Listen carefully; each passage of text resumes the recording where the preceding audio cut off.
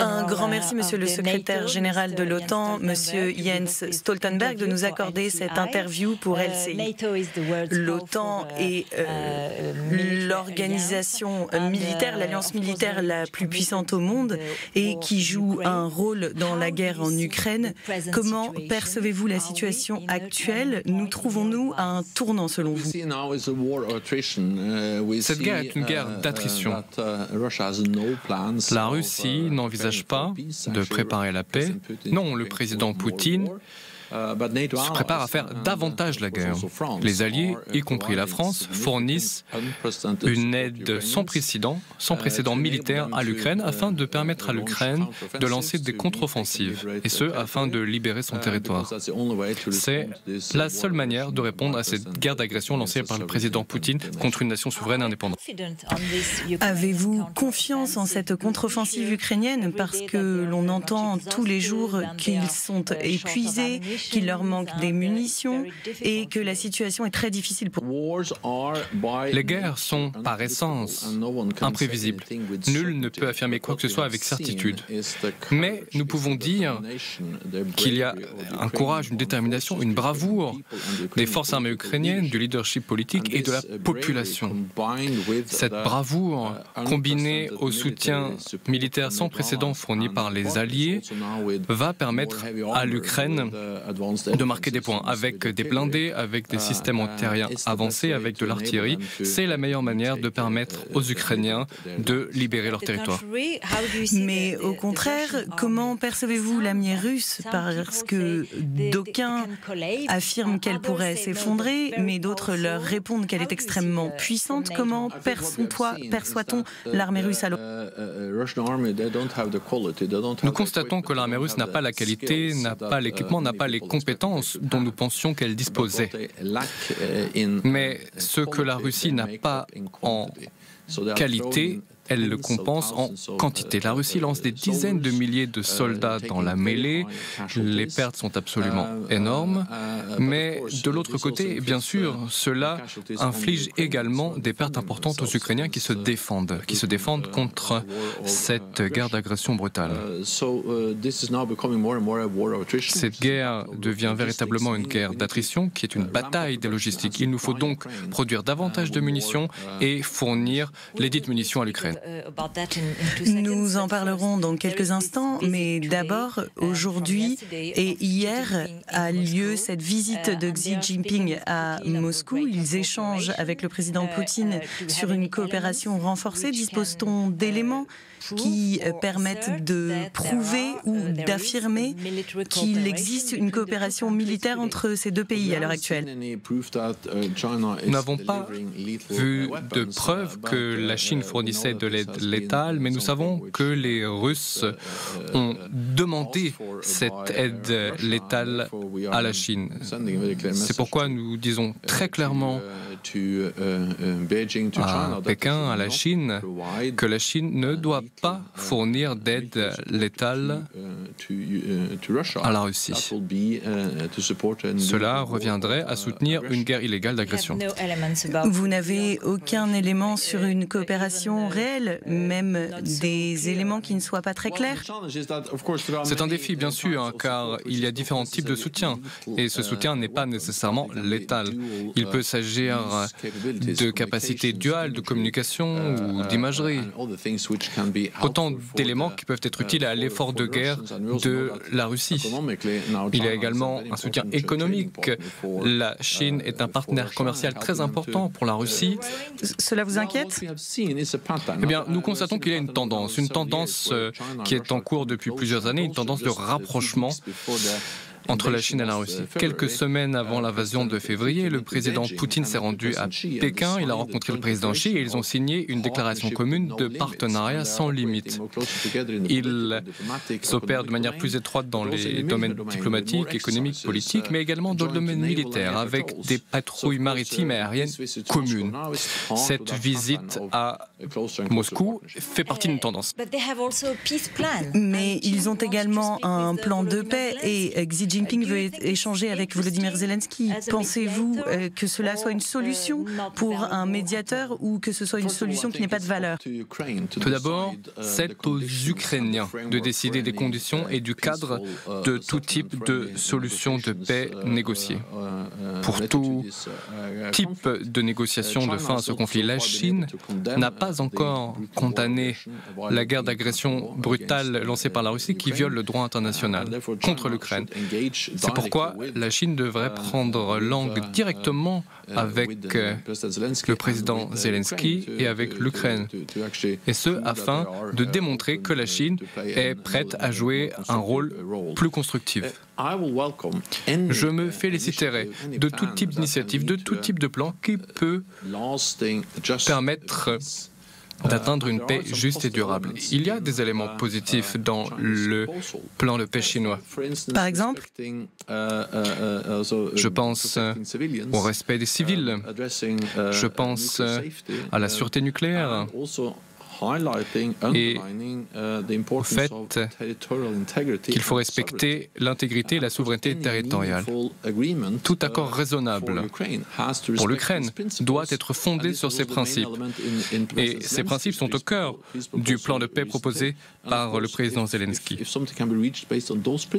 Un accord basé sur ces principes et validé par l'Ukraine serait en notre faveur. Que pensez-vous de ce nouveau plan de l'UE, un plan de 2 milliards de dollars pour livrer des missiles et des munitions à l'Ukraine? C'est une décision qui a été prise hier par les ministres de la Défense et qui doit être validée par le Conseil européen.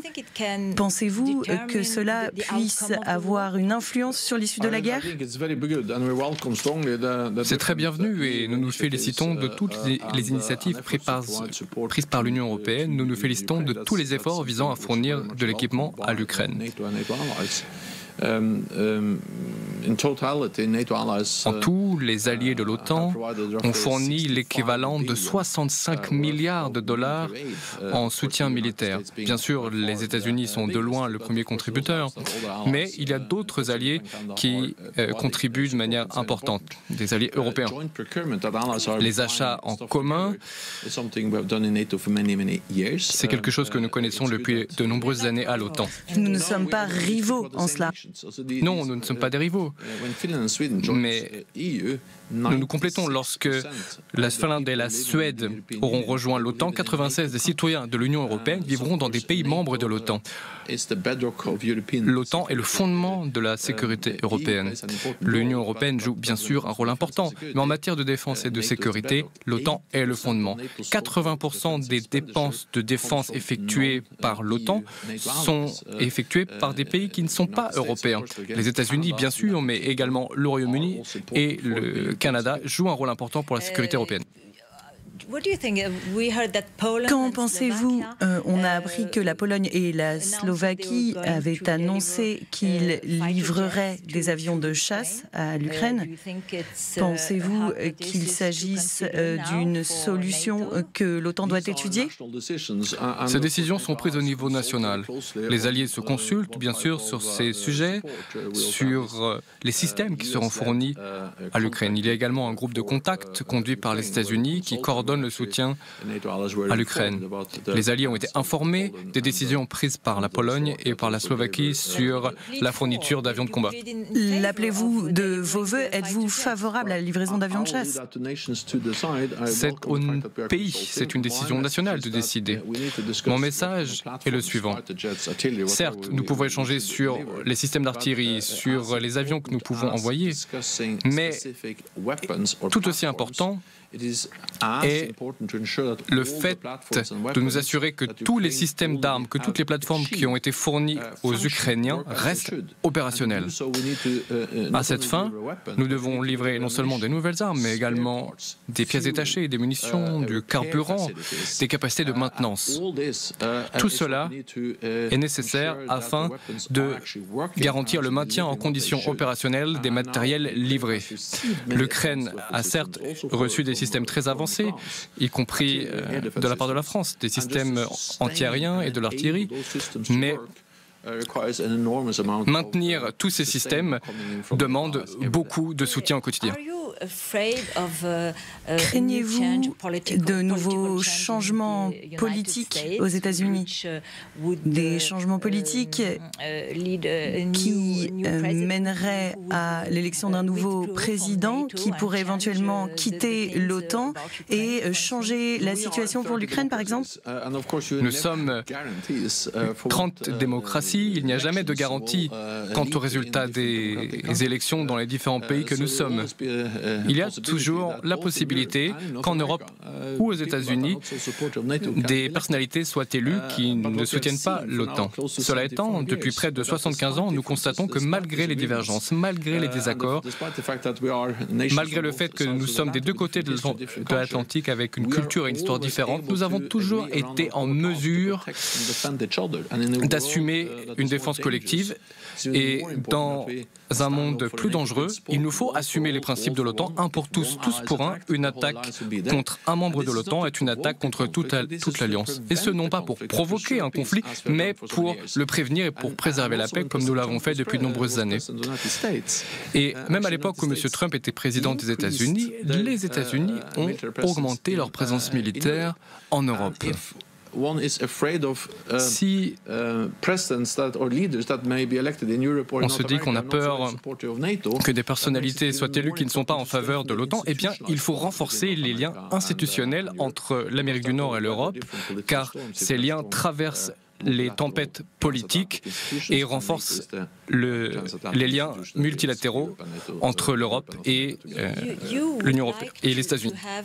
Vous aimeriez voir 300 000 personnes tout au long des frontières avec la Russie. Est-ce bien cela que vous avez déclaré?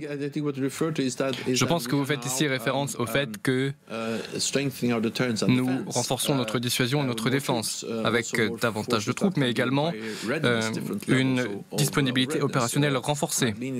Cela signifie davantage d'accès aux munitions, au transport et à tous les équipements qui sont nécessaires à une disponibilité opérationnelle renforcée. Mais toutes ces troupes ne seront pas déployées sur le flanc est de l'Alliance, en France, au Royaume-Uni, au Canada, aux États-Unis également, mais avec des responsabilités spécifiques marquées quant à la protection de territoires donnés de l'Alliance. Il doit y avoir davantage de stocks prépositionnés, de munitions prépositionnées et des plans précis pour défendre les territoires de l'OTAN. Cela a été décidé au sommet de Madrid et à Vilnius. En juillet prochain? Oui, absolument, en juillet.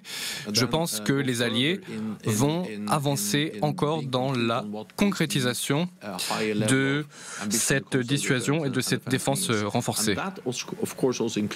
Tout cela inclut, bien sûr, davantage de troupes, mais l'ensemble de ces nouvelles troupes ne sera pas déployé à l'Est. Une partie, bien sûr. Le reste sera en disponibilité opérationnelle renforcée, se tiendra prêt à renforcer et à intervenir s'il y a une attaque. Que pensez-vous du programme français dont l'objectif est d'atteindre les 2% du PIB à l'horizon 2030? Est-ce suffisant, selon vous, pour faire face à cette guerre et aux prochaines guerres? La France est un pays allié de l'OTAN moteur, un allié puissant avec une armée professionnelle compétente et forte. La France est l'une des 3 puissances dotées au sein de l'Alliance. Elle est membre permanent du Conseil de sécurité de l'ONU. La France est un allié de l'OTAN important. La France commande le groupement tactique présent sur le sol roumain. La France a déployé les forces en Estonie afin de renforcer la dissuasion sur le flanc Est, pas pour provoquer, mais pour prévenir un conflit et pour empêcher le conflit de s'étendre au territoire de l'OTAN. La France dispose du porte-avions Charles de Gaulle. La France dispose de capacités de très haut niveau dans les domaines aériens, maritimes et terrestres. Donc nous sommes un bon élève. La France est un allié important et très compétent au sein de l'OTAN. J'en appelle à tous les alliés afin qu'ils fassent davantage et je me félicite du fait que la France ait décidé d'augmenter encore ses dépenses de défense car nous vivons dans un monde plus dangereux, il faut investir plus. Et l'Allemagne est suffisant? L'Allemagne a décidé d'investir davantage. L'année dernière, l'Allemagne a déjà augmenté ses dépenses de défense pour avoir une meilleure disponibilité opérationnelle. Il y a ici un rattrapage car l'Allemagne a sous-investi pendant plusieurs années. L'Allemagne commence enfin à investir davantage. L'Allemagne a initié un Zeitenwende, un changement d'époque, comme l'a annoncé le chancelier Scholz. Il y aura des centaines de milliards qui seront consacrés à la défense et le seuil de 2% sera atteint. Donc, vous voyez cette guerre se prolonger pendant des années aujourd'hui? Nous devons être prêts au long terme. La Russie ne se prépare pas à la paix et quel que soit le moment auquel prendra fin cette guerre, nous vivrons dans un environnement de sécurité plus dangereux car le président Poutine veut une Europe différente, une Europe dans laquelle il peut contrôler ses voisins. C'est pourquoi l'invasion de l'Ukraine en février n'a pas été une surprise. Cela était certes un choc, mais nous y étions prêts, car il y avait une véritable tendance de la part de la Russie. La brutalité à Grozny, la brutalité à Alep, l'invasion de la Géorgie en 2008, et puis la guerre en Ukraine, qui n'a pas commencé en février 2022. Cette guerre a commencé en 2014 avec la Crimée et puis l'entrée de la Russie dans le Donbass. Tous ces éléments doivent nous pousser à investir davantage dans notre défense. Je suis navré de le dire car il est toujours plus agréable, plus facile d'investir dans l'éducation, la santé, les infrastructures, mais si nous ne pouvons pas préserver la paix, alors tous ces investissements-là ne comptent pas. Et si la guerre venait à se terminer, quelle sécurité pourrait-on apporter à l'Ukraine si celle-ci n'intègre pas l'OTAN, qu'elle ne devient pas membre de l'OTAN? Tout d'abord, nous avons tous une responsabilité. L'Ukraine doit être en capacité de se défendre, elle doit en avoir les moyens militaires. Jusqu'à la Crimée? Jusqu'à venir en Crimée? Eh bien, nous avons décidé de soutenir l'Ukraine afin qu'elle puisse défendre son territoire. In fine, cette guerre très probablement, prendra fin à la table des négociations. Ce sera aux Ukrainiens de décider quelles sont les conditions acceptables. Notre responsabilité est de soutenir l'Ukraine. Nous savons que ce qui est négocié dépend intégralement de ce qui a lieu sur le champ de bataille. Si nous voulons une solution négociée dans laquelle l'Ukraine s'impose en tant que nation souveraine et indépendante, demain, eh bien, il faut aujourd'hui soutenir l'Ukraine militairement, car ce qui est négocié dépend de ce qui a lieu sur le champ de bataille. L'été sera décisif, il s'agira d'un tournant, selon vous? Oui, c'est pour le moins une possibilité, mais encore une fois, les guerres sont difficiles à prévoir. Nous espérons tous que cette guerre terminera avec une paix durable et juste cet été. Nous devons aider les Ukrainiens à obtenir le potentiel militaire nécessaire pour libérer davantage de territoires et pour obtenir les conditions d'une solution de paix négociée. Il faut convaincre le président Poutine qu'il ne peut pas l'emporter sur le champ de bataille. Parallèlement, nous devons être prêts au long terme, car cette guerre peut durer longtemps. Dernière question. La Finlande et la Suède souhaitent devenir membres de l'OTAN. La Finlande, cela semble assez facile, on semble tout proche, mais c'est plus difficile pour la Suède parce que la Turquie et la Hongrie, mais surtout la Turquie, ne le souhaitent pas. Ne s'agit-il pas d'un aveu d'échec pour l'OTAN? La Turquie semble être à la fois en dehors et en dedans, n'est pas un allié vraiment fiable. Tout d'abord, prenons conscience du moment historique dans lequel nous sommes. Le président Poutine voulait moins d'OTAN. Il a envahi l'Ukraine en disant qu'il voulait repousser l'OTAN de sa frontière, qu'il voulait moins d'OTAN en Europe repousser les frontières de l'OTAN. Son agression a poussé la Finlande et la Suède à vouloir adhérer à l'OTAN. Il voulait donc moins d'OTAN, il obtient les résultats opposés, il aura plus d'OTAN avec de nouveaux membres. Avec l'adhésion de la Finlande et de la Suède, la taille de la frontière de l'OTAN avec la Russie va plus que doubler. La Turquie, et je m'en félicite, a annoncé qu'elle était prête à ratifier l'adhésion de la Finlande. J'ai parlé ce matin au Premier ministre hongrois. Il m'a annoncé que le Parlement hongrois était disposé à ratifier l'adhésion de la Finlande prochainement. C'est donc une étape importante. Nous allons continuer à travailler sur le dossier suédois. Mais le gouvernement turc demande des éléments qui ne sont pas réellement compatibles avec nos valeurs. Je me suis rendu à Ankara il y a quelques semaines. J'ai rencontré le président Erdogan. Il m'a dit que la Turquie était disposée à ratifier l'adhésion de la Finlande. La Turquie est également prête à reprendre les rencontres entre la Finlande, la Suède et la Turquie, dans le cadre de ce que nous appelons le mécanisme permanent qui a été établi au sommet de l'OTAN il y a un an. Et ce, afin de travailler ensemble sur le dossier d'adhésion suédoise. C'est un pas important dans la bonne direction. À Ankara, j'ai expliqué que la Suède tenait les engagements pris à Madrid, engagements visant à renforcer sa coopération dans la lutte antiterroriste avec la Turquie et visant également à lever les restrictions concernant les armements. Il est maintenant temps de finaliser la candidature de la Suède. Il faut comprendre que la Turquie a des préoccupations légitimes. Aucun membre de l'OTAN n'a subi autant d'attaques terroristes que la Turquie. Le PKK est considéré comme une organisation terroriste par l'Union européenne, par les membres de l'Union, par les alliés de l'OTAN.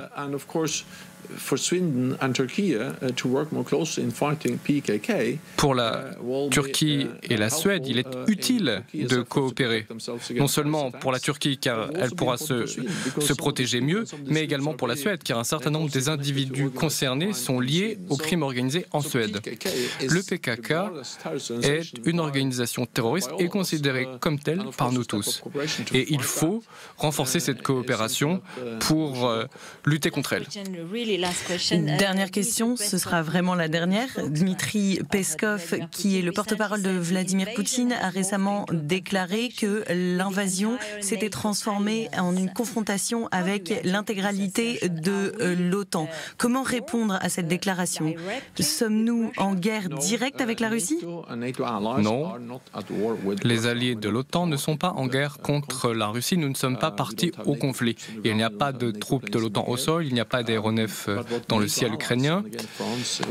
Mais les alliés de l'OTAN et la France ici jouent un rôle clé sur le point que j'évoque. Les alliés fournissent un soutien militaire sans précédent à l'Ukraine. Nous faisons cela pour permettre aux Ukrainiens de défendre leur territoire. Le droit à l'autodéfense est inscrit dans la Charte des Nations Unies.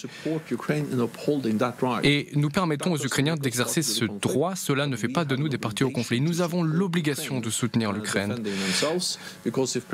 Si le président Poutine l'emporte en Ukraine, ce sera non seulement une tragédie pour les Ukrainiens, mais également une menace pour nous tous. Cela enverra un message aux pays autoritaires. Si vous utilisez la force brutale, vous pouvez atteindre vos objectifs. Cela rendra le monde plus dangereux et cela nous rendra nous-mêmes plus vulnérables. C'est donc dans nos intérêts de sécurité de soutenir l'Ukraine. Nous soutenons l'Ukraine et nous travaillons en parallèle à éviter l'escalade, afin que le conflit ne s'étende pas au territoire de l'OTAN. C'est pourquoi nous avons renforcé notre défense, afin que la Russie comprenne bien que nous défendrons chaque pays de l'OTAN afin de prévenir l'escalade, afin de préserver la paix au sein de l'OTAN. Un grand merci. Merci, Monsieur Jens Stoltenberg, de nous avoir accordé cette interview. Merci.